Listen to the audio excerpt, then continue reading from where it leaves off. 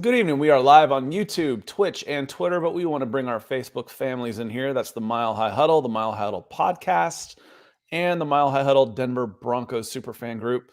So we'll invite everybody in from there, let it breathe just a little bit, open it up, and we'll get started on this Mile High Huddle Monday. That's a lot of alliteration, and we've got one that decided to spit it back out at us, so bear with us for just 1 second, and we will be live. Welcome in, everybody. This is the Mile High Huddle podcast. My name is Scott Kennedy. I will be sitting in one final night for Chad Jensen.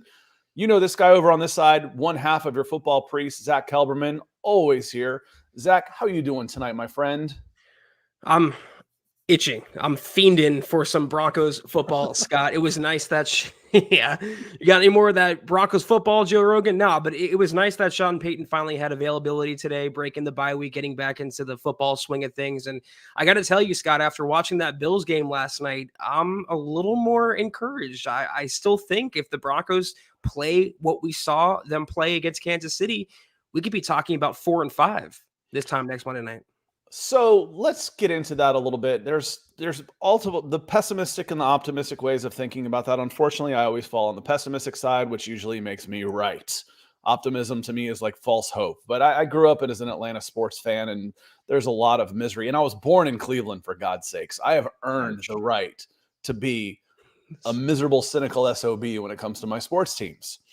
So when I see the Buffalo Bills win or lose, I actually think that's a bad thing for the Denver Broncos. I think there's going to be a little bit more desperation for Buffalo at home, or it could just mean, hey, they're not playing very well right now. And Cincinnati's turned it around. I think they've won 4 in a row now, but Buffalo is beatable, for goodness sakes. I don't think there's much doubt there, Zack.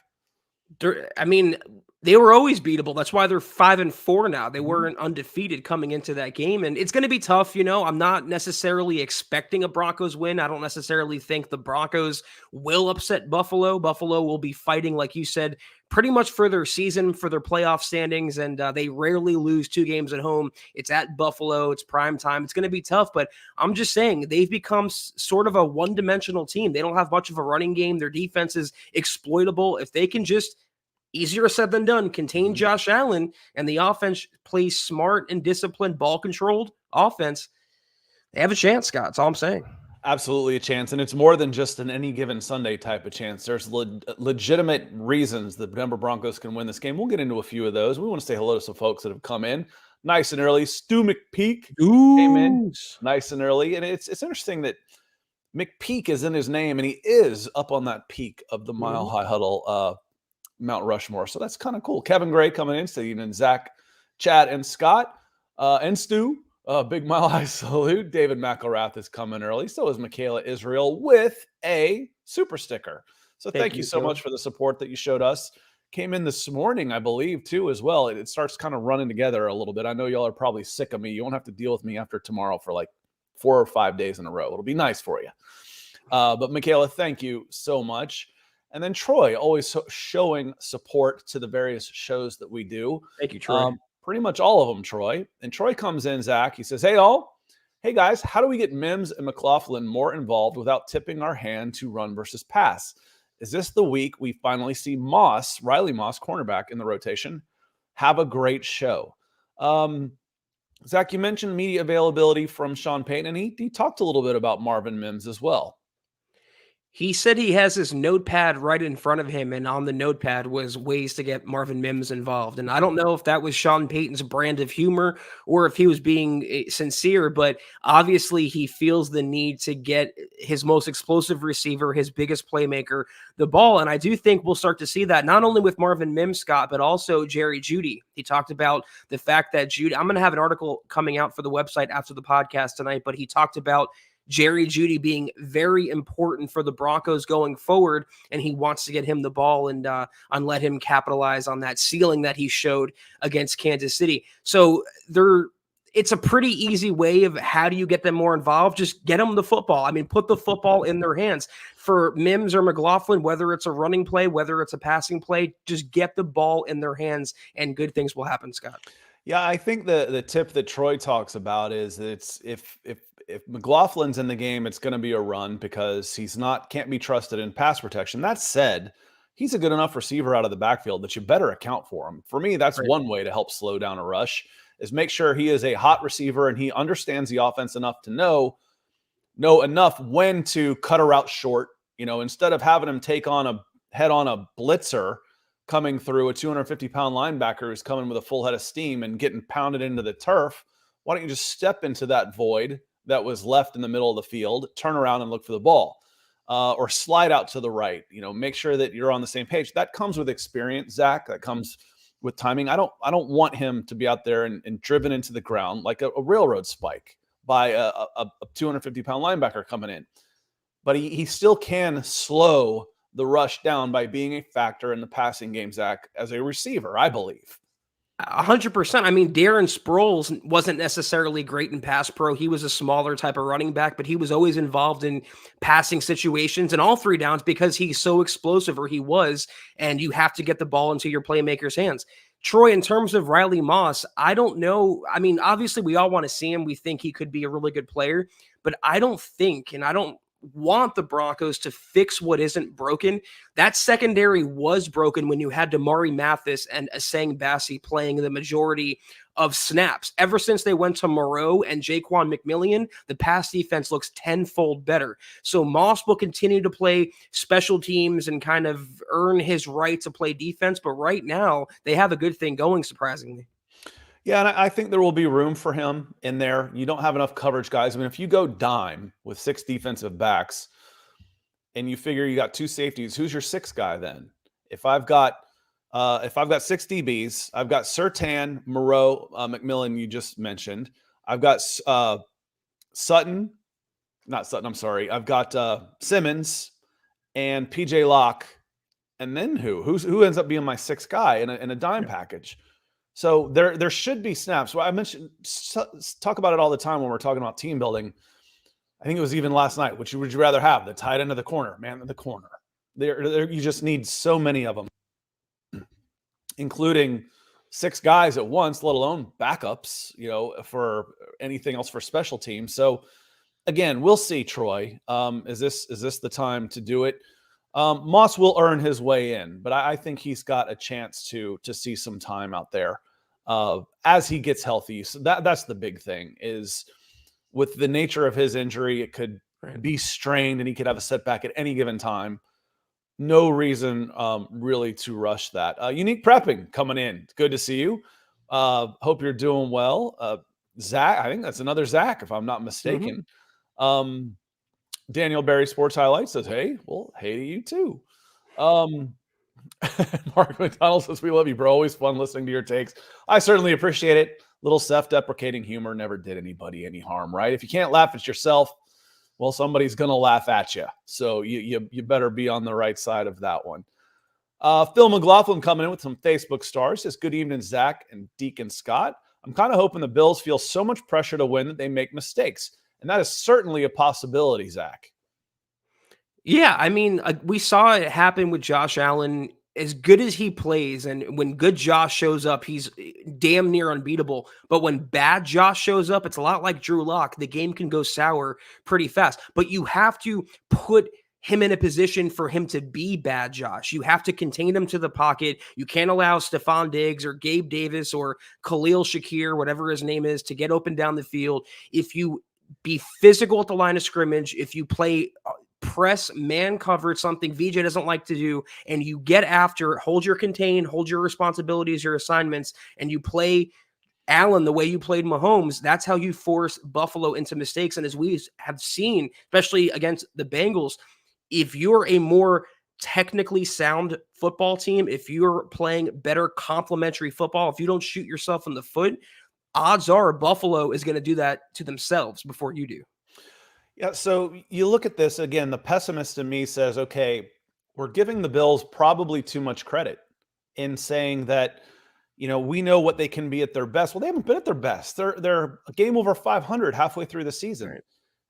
So are we giving them too much credit, or is it just the pessimist in me that says you're going to get their best shot? And if you get their best shot, they're going to be really, really hard to beat. But they've had trouble, again, the fundamental things, they've had trouble running the ball, and they've had trouble stopping the run. If those are your 2 Achilles heels, you're in trouble. It's hard to become a Super Bowl team if you have trouble running the ball and if you have trouble stopping the run. You're not a great team. So the Denver Broncos have gotten better in stopping the run, and the strength right now of their offense and getting stronger is running the ball, Zach. I was just going to say the two things the Broncos have done well in the last 3 weeks has been stopping the run, like you said, and running the ball, playing ball-controlled offense, using your three-headed attack of Javonte, Samaje Perine, and Jaleel McLaughlin, and for Russ to play off of that, build off of that, and make the throws he needs to make over the course of a game.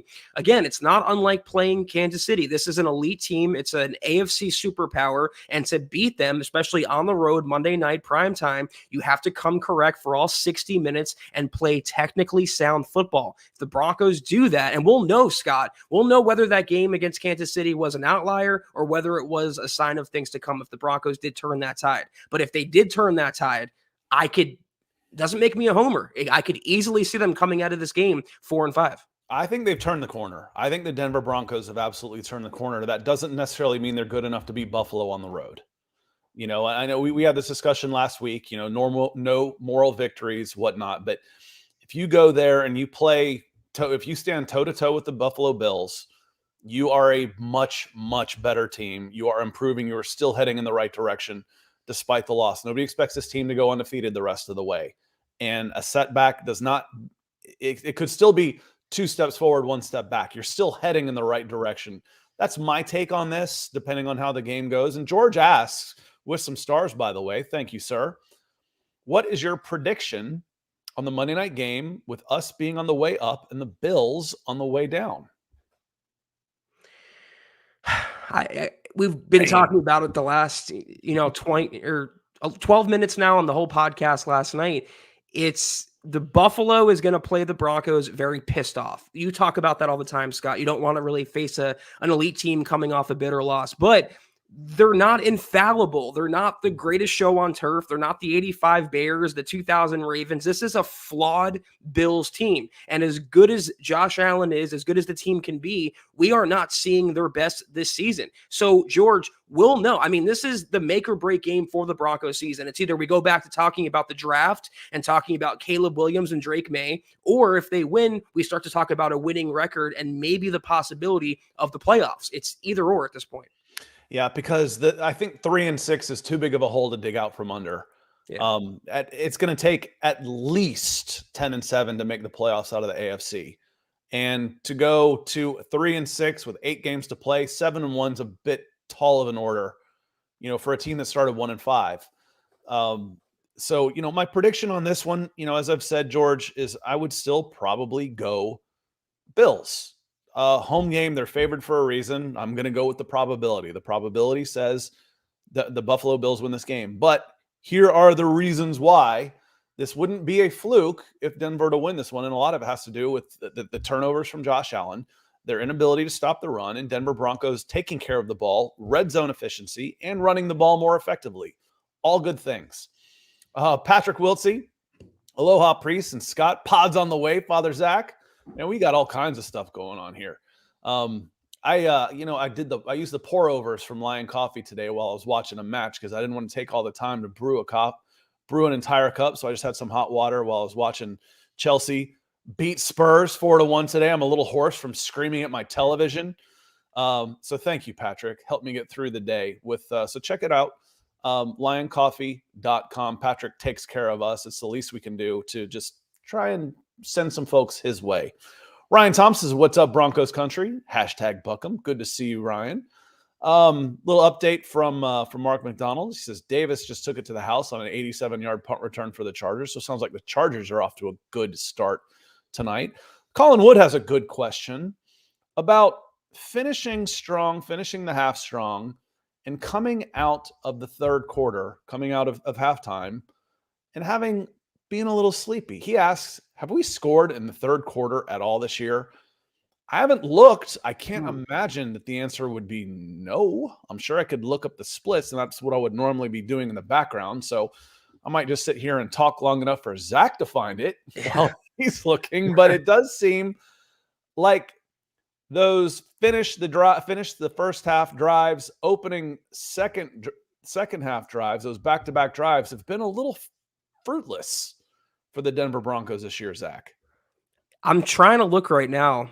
I Googled NFL I think team. if you look up Denver Broncos ref, look on 2023, and then look at splits, you could probably find scoring by quarter.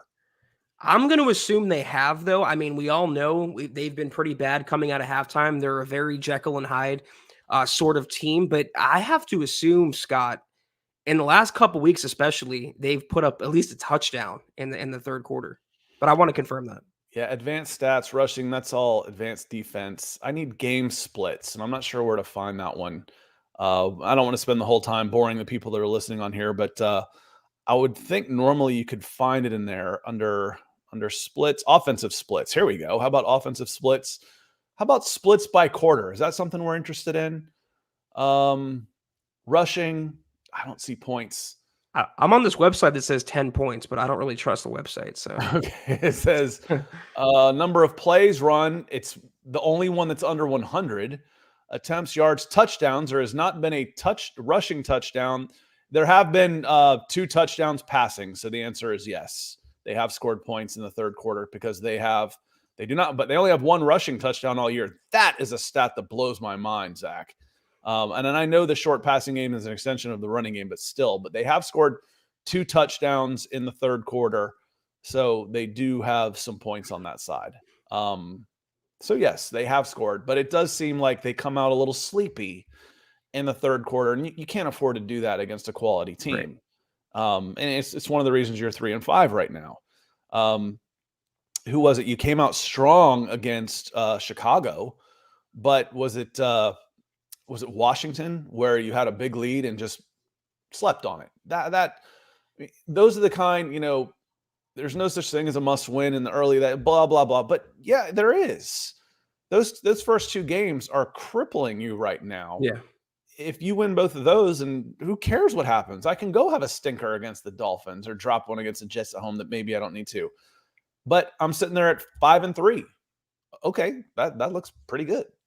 And those games matter. And hopefully you can go and take a couple games that you didn't think you would. Kansas City being one of them, and Buffalo on the road being another. And all of a sudden you're back even to where you thought you could be. So good question, Colin. Couple questions I want to have based on, some of the media availability. I guess Sean Payton was asked about Jerry Jeudy and, what were your thoughts on moving him, not moving him? And Sean Payton was basically like, listen, you're asking the wrong people. All we can do is pick up the phone. We're not the one making the call. Yeah, I mean, he also said we never had the idea fixated of we're standing pat. They were very fluid with the offers they were getting. There was a report that the Broncos turned down a 3 and a 5 for Jerry Jeudy. And again, it was either because they were holding out for more or they genuinely see him as an integral part of the offense going forward. And sure enough, Sean Payton said today that Jerry Jeudy is very important for the Broncos moving forward, and he wants to get him more touches. He talked about the fact that Brandon Johnson had more touchdowns than Jerry Jeudy. Jeudy finally scored last week for the first time since last December, I believe. So maybe there is truth to it, Scott, that they see him as a potential wide receiver 1. And if he closes out the season on a strong note, maybe they suffer through that 5th-year option.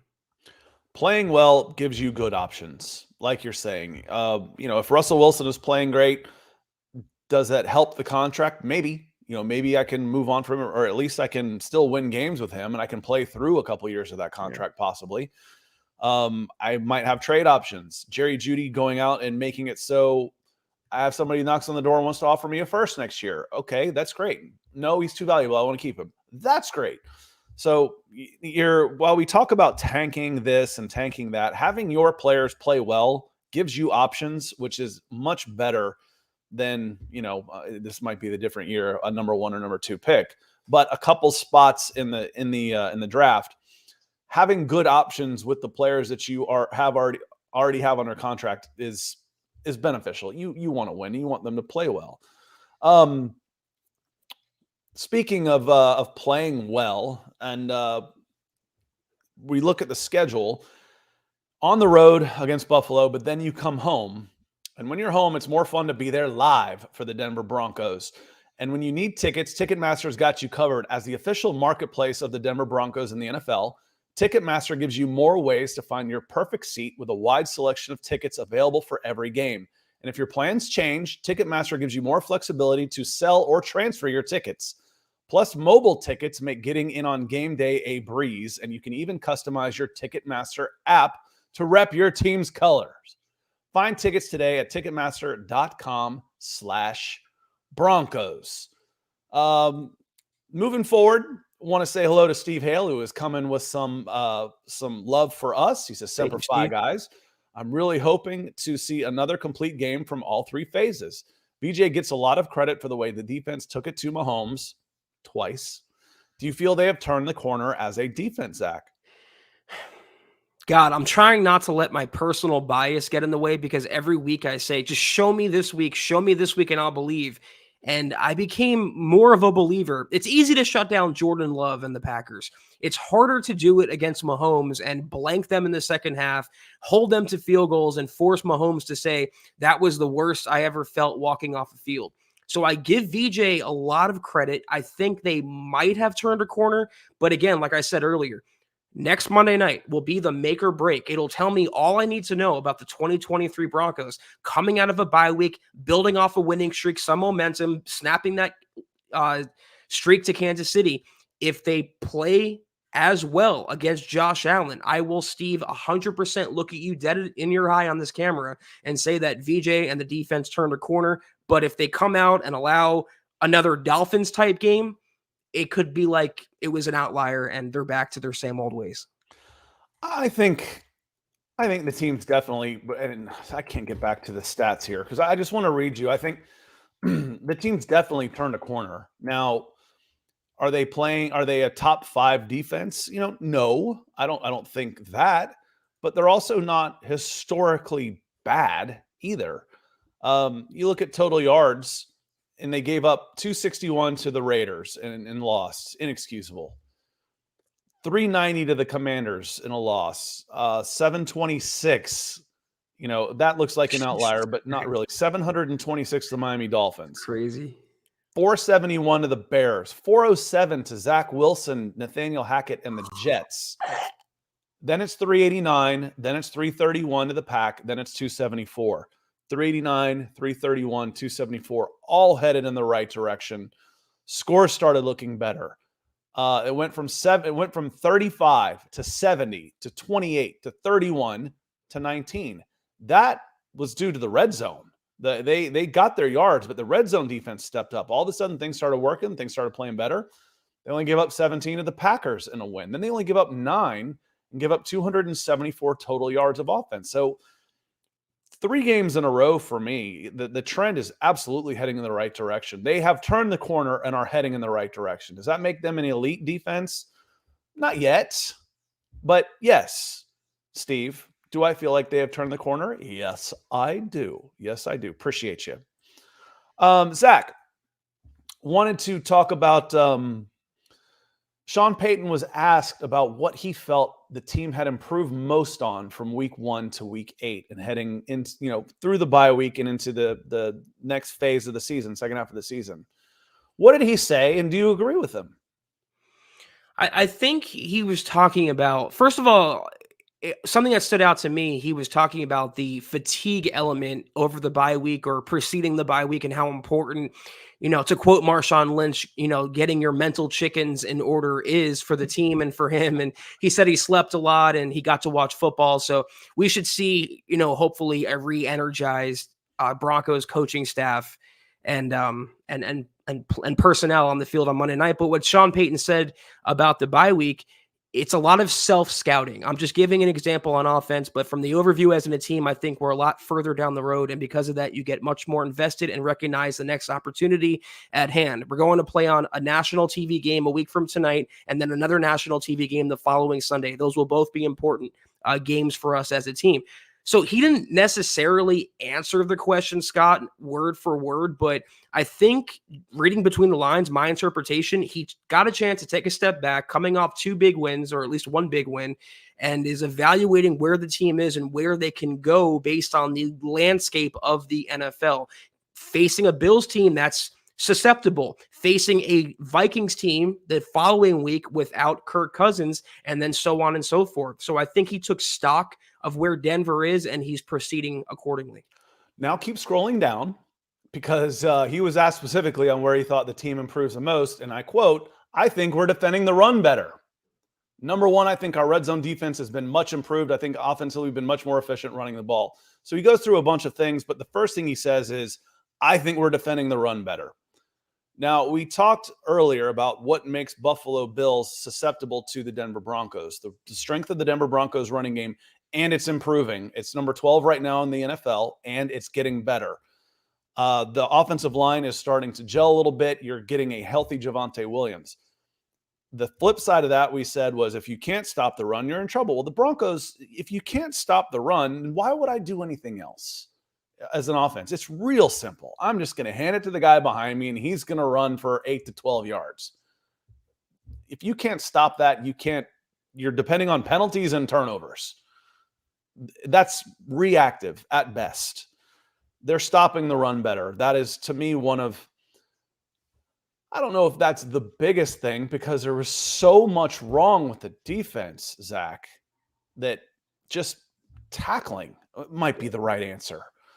Pressure for 4 quarters through different people. And frankly, Zach, when we talk about them turning the corner, it started when they traded Randy Gregory and got rid of Frank Clark. It's not a coincidence to me that you showed the young guys nobody is safe if you're not going to give a professional effort. And I think it's changed the team. And it's amazing. We talk about addition by subtraction. It's not just a cliche. It's amazing what, if you cut out the cancers in a locker room, whether it be a coach like Josh McDaniels, we saw how the Raiders responded after his firing, or you get rid of malcontents and just locker room lawyers like Randy Gregory, Frank Clark, the team's morale instantly improves. And when the morale goes up, that's an intangible thing that can help you, as crazy as it sounds, win a game on Sunday. The team seems to be buying in to Sean Payton's message, and that's happened after those two were jettisoned. And I find it funny, Scott, since Gregory joined the 49ers, they haven't won a game yet. Not saying it's his fault, but I'm just saying. It's not all on Randy Gregory, obviously, but he's like 1-6. And the one win was when he got benched with the Denver Broncos. I think that was the one win they had. So no, it's not all on him, obviously. But the Denver Broncos defense got better in part because they went with the younger guys. I mean, Randy Gregory was playing horribly, flat out.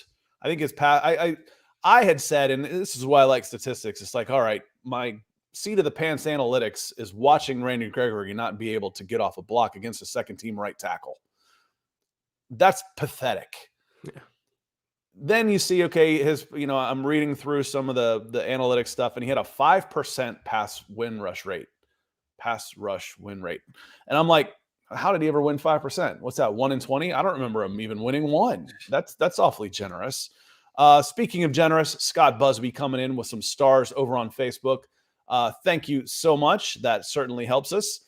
And if you have any questions, I know earlier today you were having trouble getting the comments to go with it. So, you've got one in the bank. I'll make sure to move you to the top of the queue if we see you. Malcolm Brown, he comes in. He says, hello from Homer, Alaska. Hello, good to see you. And then speaking of the Buffalo Bills defense, and one of the reasons the Cincinnati Bengals have won a bunch of games in a row now, Keith says it's a good thing Joe Burrow is healthy because that Bills defense was getting after him. The Denver Broncos offensive line will have their hands full. Yes, they will. And you know what a really nice way to slow down the pass rush is, Zach? Running the ball. Run the football. Yeah. Their weakness, make them commit bodies to stopping the run as the only way they're going to stop you. Make them put 7-8 guys in the box, get some one-on-one matchups with Jerry Jeudy and Cortland Sutton, and have some fun. And keep the down and distance manageable. It's a huge difference being 2nd and 2 versus 2nd and 7, 3rd and 1 versus 3rd and 8. You don't allow those Bills pass rushers and that defense to get going when they're in short yardage situations. They have some players up front. Rousseau as a pass rusher for one. They have Leonard Floyd, I believe. But is it Leonard Floyd? But They got Vaughn still. I was gonna say, it's time we have this conversation, Scott. It pains me greatly, but I watched him last night. I've been reading some Bills beat reporters' tweets about him. I think Von Miller is washed. I think he's at the end of the line. He had no tackles going into the last play of the game. I mentioned the last play of the game last night against the Bengals because Vaughn had a chance to stop Joe Mixon and get the ball back for the Bills offense, and he whiffed on an open field tackle. Vaughn of a few years ago would have made that tackle. He didn't have a pressure. He didn't have a sack. He was invisible. So of all the players on that Bills defense, I know it could be a revenge game for Vaughn in a sense. I'm not worried about him. He's older and he's coming off injury. Those are really, really bad for a guy that relies on speed and athleticism. Mm-hmm. Those are you don't need 3 strikes. One of those will do you in. Both of them is really tough. And frankly, the Bills were able to sign Vaughn because they signed him to a 3-year deal. This is the 3rd year of that deal, isn't it? Hasn't he been there 3 years already? $120 million. I don't think he was getting all of that, though. I think I remember thinking it was going to be 3 years and about 45 overall, and then they could move on after that. But still, he was getting 3 years of guaranteed money where no one else was offering him more than 2. Did they get what they needed from Von Miller? No, it's not the 2 years. The year he was gone was the Super Bowl, so he's only in the 2nd year. So he's still on the books for a considerable amount of money. I believe. I'll look that up here in just a moment. But what have they won with Vaughn? Nothing. Nothing. No, I was like, he was been gone 3 years. But yeah, but that first year was the Rams. Dummy. Yeah, that's me I'm speaking to. It was the Rams, not the Bills, where he had that first year of success away from the Denver Broncos, which made it worth that trade for the Rams.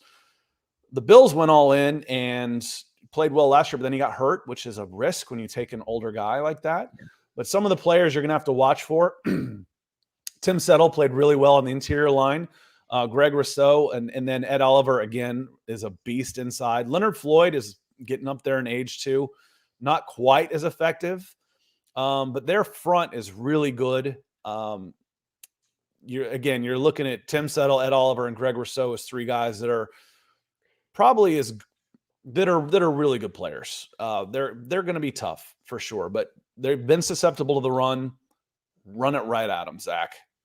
Their secondary is very strong. They just traded for Rasul Douglas. They have Tre'Davious White, Poyer, Micah Hyde, but they're not invincible. And I'm pretty sure Poyer got hurt. A few Bills players got hurt in last night's game, so it's something worth monitoring. But we're going back to what you said, Scott, your original point. The best way to mitigate a pass rush, even a pass rush as good as Kansas City's, who they faced last week, is to establish the running game. And fortunately for Denver, the Bills have been gashed straight up the middle, running at Oliver, running at Rousseau, running at Floyd, and running at Von Miller. Michaela Parker says, "Hi, fam. Hello to you. Good to see you this evening. Michaela, I'm glad you're here." And BK says addition by subtraction is a real thing, especially when the margins are so small.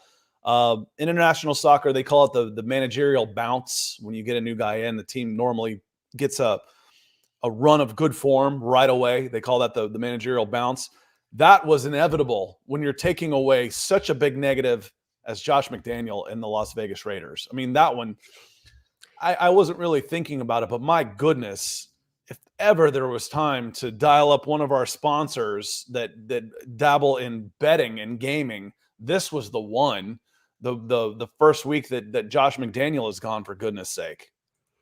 And they were lighting up victory cigars and acting like they won a title. They beat the Tommy DeVito-led Giants. Oh, I thought you were going to say when Josh McDaniel was fired. I mean, I saw the locker room. I'm sure they did. I'm sure they lit up more than cigars, Scott, when McDaniels was fired. That was before the game. I was like, oh, you mean they lit up the cigars after the game? I thought you meant they did when the news came out that Josh McDaniel was gone. They were lighting up victory cigars. That happened. That was my soccer team. That was Chelsea. Someone lit up a freaking cigar. No, it was Manchester United. Kevin, you're in here, Manchester City fan. I think it was when Jose Mourinho was sacked for Manchester United. One of their players lit up a victory cigar and put himself on Instagram. Oh, yes. That's what made me think of that with Mr. McDaniel. And he just gets to go cash $25 Yeah. million in severance. Poor guy. I feel so bad for him.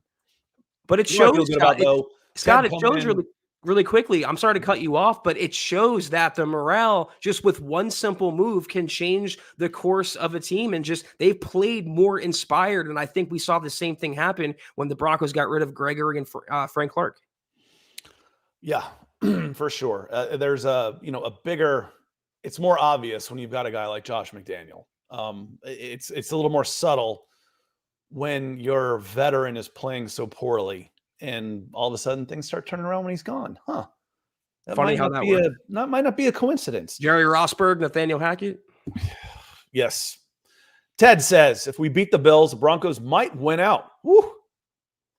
You'd probably be if not favored, there wouldn't be these wild swings that you see now. Like next week, the winning percentage is like 80-20. It's huge in favor of the Bills. Considering how momentum dependent and streaky this team is, both with good and bad streaks. You win this one, I'll go ahead and say it. I'll put it in as I rarely ever speak in definitives because they come back and bite you in the ass. You win this game, it's too much to ask to win out. The Broncos will not win out. That's the best positive juju I can give you right now. The Broncos will not win out if they beat the Buffalo Bills. Put it in writing now. We're talking 8 in a row. 10 wins in a row now to finish the season. Ted, I love your spirit on this one. Ted, I do as well. I share your optimism to an extent, but we haven't really seen many good streaks with the Broncos. We've seen plenty of bad, but now we're just at a small 2-game winning streak. It's not necessarily something to say that the last 7 years should be forgotten about because they still have a lot to prove. But let's look at the Broncos' remaining opponents really quickly, Scott. We got Buffalo, home for Minnesota, home for Cleveland, at Houston, at Chargers, at Lions, home for Patriots, home for Chargers, and at Raiders. I'm as high on the Broncos prospects as anybody else if they play to the level that we saw last week, but winning out, I don't know about that. Yeah, but it certainly makes you feel like you'd be in any game. You wouldn't go into the game with the Miami feeling of like it's going to take a fluke to win this game. 100%. It's gone. We feel like we can win any game we play.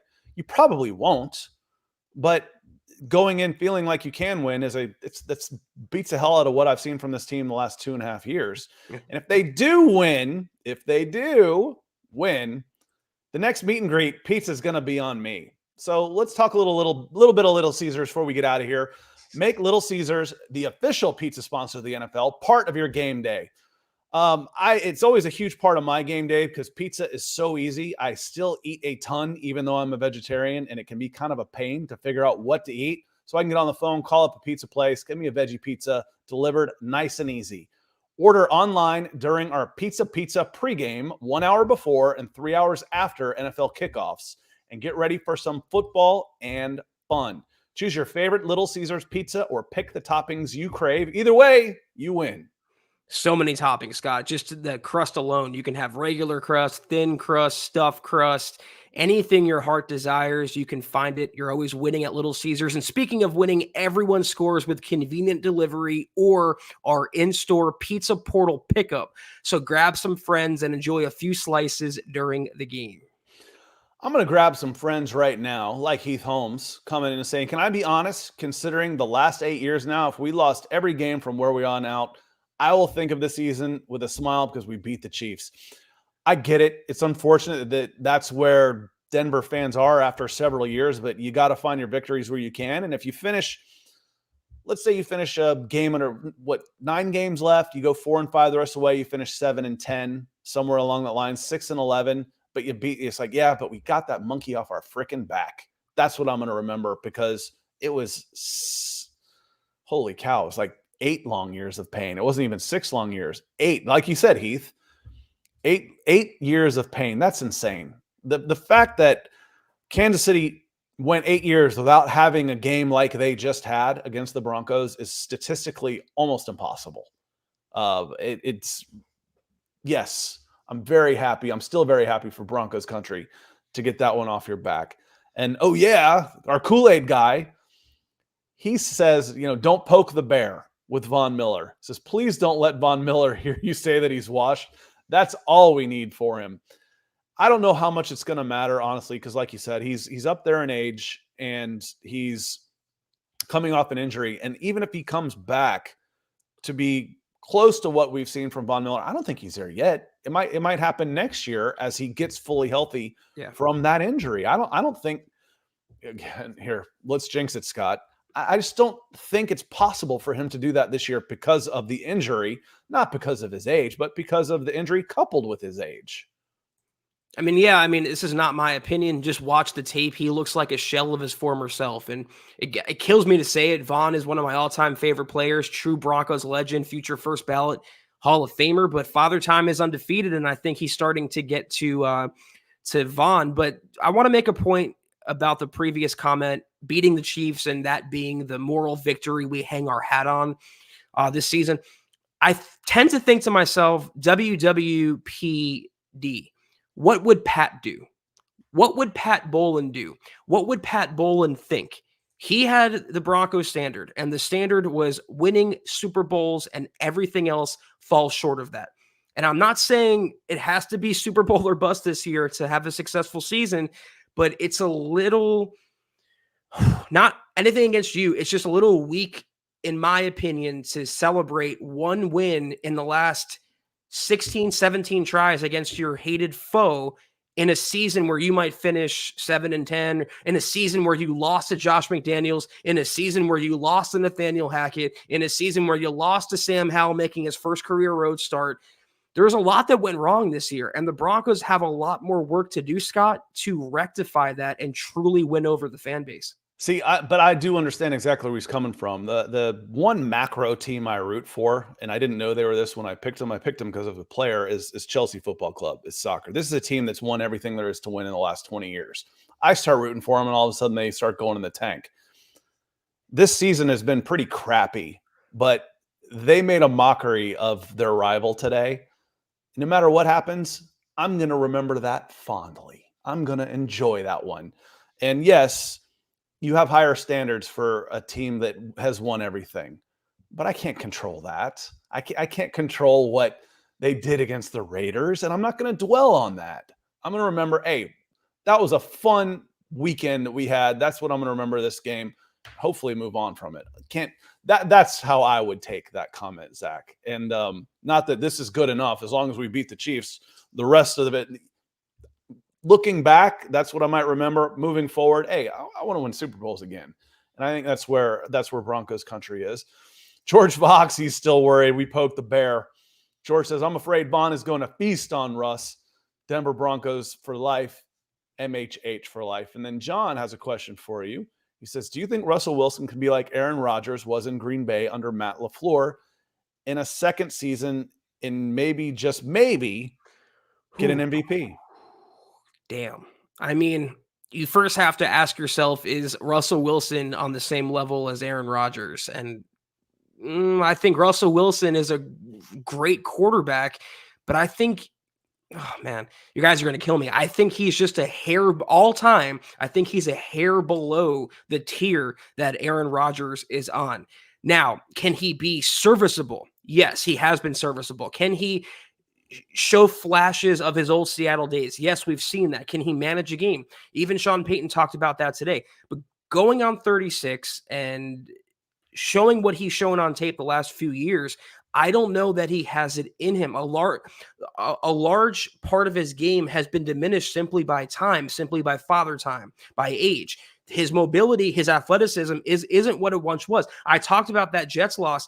He was chased from behind and fumbled that ball in the closing seconds. Russ of 10 years ago would have scrambled away and completed a game-winning touchdown. So MVP, when we're talking about a 3-5 team and Russell Wilson had 5 wins in his first year in Denver, I think it's a little bit hyperbolic, but I do think if everything goes correctly and the Broncos win the games they're supposed to win next year in this instance, you can be a playoff team with Russell Wilson. Absolutely. Yeah, and to be fair, Aaron Rodgers won his most recent 2 MVPs in 2020 and 2021 when he was 37 and 38 years old. John asked, do you think that he could have a season like that and maybe win an MVP? And my answer for that is just flat out no. I don't. I don't think he is the same caliber of quarterback as Aaron Rodgers, for Yeah, one. I don't feel as bad now. Two, I don't think he has the offense that's going to be built around him. And even if it was, he's not the quarterback that Aaron Rodgers is to build an offense completely around. Russell Wilson needs structure, he needs a running game, and he needs the system around him to be successful. His ability to freelance has been a bonus. It's been gravy for the Seattle Seahawks, but some of that has now been diminished because his legs aren't what they used to be. Can he be, again, if you take his numbers, 16 touchdowns, 4 interceptions, if I offered you 32-8 at the beginning of the season, you would have snatched my hand off for it. If this was last season, and the Broncos were 3-5, and he's sitting there with 16 touchdowns and 4 interceptions, you wouldn't be complaining about Russell Wilson. Some of the recency bias against Russell Wilson is because he was so bad last year. Like, well, he still stinks. If you got that Russell Wilson last year, no one would have said, what's wrong with Russ? Not a soul. And you would be talking about how do we build around this man? But no, I don't see an offense built around Russell Wilson in which he would succeed enough to put up the type of numbers he would need to win an MVP. I think that's a stretch, John. Plus, it's also fair, Scott, to Sean Payton to finally eventually get his guy. I mean, he inherited Russell Wilson. He knew what he signed up for, but it's only fair if he's going to be here for the long haul, which he will, to get the guy that he wants, that he can grow with. And regardless of how Russell Wilson turns out, I'll keep saying this until the end of time. The Broncos need a younger developmental quarterback in the pipeline to start planning for the future, whether Russ plays at an MVP level or at a replacement level. On a callback to Von Miller and his contract with the Buffalo Bills, and, why did he sign? It was one of those things, you signed Randy Gregory instead of Von Miller. No. Randy Gregory had a 2-year, $26 million contract. Looking at these numbers on Von Miller, on yearly cash and guarantees, this was basically a 3-year, $65 million contract that Von Miller got. It was more than double the money that Von Miller got from the Buffalo Bills. They made him an offer he flat out couldn't refuse. It had nothing to do with Randy Gregory. It had everything to do with the Buffalo Bills, why Von Miller is in Buffalo. His dead cap next year is still $32.5 million. His cap hit is 23. That's a contract they're going to be regretting right now. They're going to be hurting because of that contract, and it's a shame for Von. I don't want people looking at Von Miller and saying, I don't want him anymore, but we can't get rid of him because of his contract. That's a shame, but he's set for lifetimes. Not that he was hurting before, but that was a deal that was just too good to be true, really, for him, that he would have been ridiculous to turn that one down. Hindsight's a wonderful thing, but looking back on it, George Payton got absolutely destroyed for trading Von Miller. And, I get the emotional backlash of trading a legend and unloading someone that's been so pivotal to your franchise, not unlike DT or Emmanuel Sanders. But looking back on it now, watching Von's recent tape, George Payton absolutely made the right call trading Von when he did. It's always better to get rid of a player a year too early than a year too late. And Von Miller, love him, wish him the best. He's going to retire a Bronco one day, Ring of Famer, Hall of Famer, but I think he's starting to slow down big time. Yeah, we'll see. I hope for his sake that he gets his legs under him again, because again, a lot of that has to do with injury. He was playing at a pretty high level before that, and then we'll see how it goes from there. But Zach, I think we're pretty darn close to being ready to get out of here and then go watch maybe a little Monday Night Football. What do you think? I think it sounds good. I think we're going to watch. It's a lose-lose for us tonight, Scott. We got the Chargers and the Jets. I don't know who I hate more. It's 14-0 Chargers right now, but I guess we're word for the meteor to hit East Rutherford. But that was the MHH podcast. If you are not doing so, please follow us on Twitter at the MHH Pod. You can follow the main account on Twitter at Mile High Huddle for all your Broncos news, rumors, analysis, and more. Scott is on Twitter at Scout Kennedy. I'm at Kelberman NFL.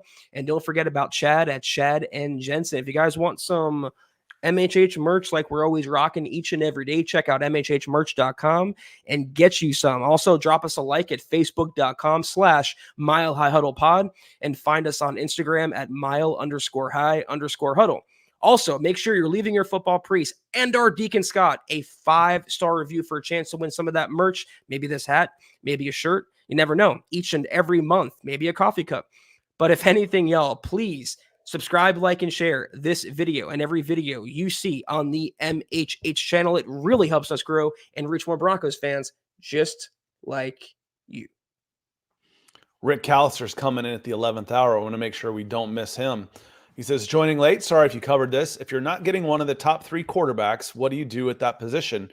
And I'm assuming you mean in the draft. And what's interesting, Rick, is there's a top 2 quarterbacks. And after that, there's a pretty big drop off. And then there's a list of 5 or 6 guys that it could all fall in the same area. Maybe some of those even slip to day 2. I think no matter what, the Denver Broncos need to draft a quarterback next year. Yeah. I don't think Jarrett Stidham is your guy long-term. Maybe you can developmental guy. And if he's not the guy, if you get him in there and he's not reading games, and I've seen him in the preseason and he doesn't look very good, he was a day 2 pick. So be it. I'm willing to miss on a day 2 pick if it means I eventually hit on a day 2 pick on the quarterback position. So let's say you can't get Drake May or Caleb Williams along those lines, but J.J. McCarthy comes out. Shedeur Sanders is available. Bo Nix, possibly. Jaden Daniels. There's going to be some guys in there that are going to be knocking on the door of first-round grades that could be available. And you're going to have a lot of questions to be asked depending on how Russell Wilson finishes this year, depending on how the Denver Broncos finish this year, on whether or not you can stomach his contract for the next 2 or 3 years, or if you're better off ripping off the Band-Aid and taking all the hair and stuff with it, eating that dead contract and starting fresh. It's going to be a hell of a debate come this off season. I just felt physical pain because that's never pleasant, ripping off the hair with a Band-Aid. I was going to say this as well. Colin Wood says Penix or Bo Nix as well. Mm-hmm. Yeah, there's always that. Scott was talking about the second, third tier. I don't know that the Broncos are going to be bad enough to be in the Caleb Williams or Drake May territory, but also maybe they don't draft a quarterback in the first round. Scott and I both agree they have to come away from the draft with a QB, but maybe you go tackle in the first round. Maybe you go receiver, maybe Marvin Harrison Jr. I don't know, but this is a question, Scott, that we can't really answer until we see more of the season play out and we see where the Broncos stand in January. Yeah, we'll see. There's still a lot. I mean, we've gone from this team could go be the 1 and 2 pick to we could be talking playoffs after just 2 weeks. Yeah. Let's talk again in 2 more weeks and see what we think. I want to say thank you to our Super Chat superstars. Michaela came in first, broke the ice on YouTube. Troy, as always, was here. Phil and George on Facebook, along with Scott Busby. Steve Hale, thank you so much. Ted, John Presley, and then finally closing us out was Rick Callister. Thank y'all so much. It means a lot. It's truly humbling that y'all would take your time and your resources and to support our show, and we love you for it. Thank you so much. Thank you for filling in, Scott, once more. And I don't care what you say, you are forever the Deacon. You are always welcome on the show. We all Cheers. Love you. We all love hearing your takes, and we'll be looking forward to having you in the background, give you some much needed break time on Thursday and Sunday. But we are off for the next couple days. Is BFB coming tomorrow morning, Scott? Oh, yeah. I'll be back tomorrow morning at 9:30. I'm leaning on Nick on that one. Nick, what do you got? Right on cue. Tomorrow night, building the Broncos. Wednesday, Mile High Insiders. Thursday, Broncos for breakfast with you and Thursday, Nick. Bronco for breakfast. That will be our true preview edition of the Buffalo Bills matchup. There you go. And then Thursday night, we'll be back to break down that game. Have a great start to your week. We'll see you then. Take care. And as always, go Broncos.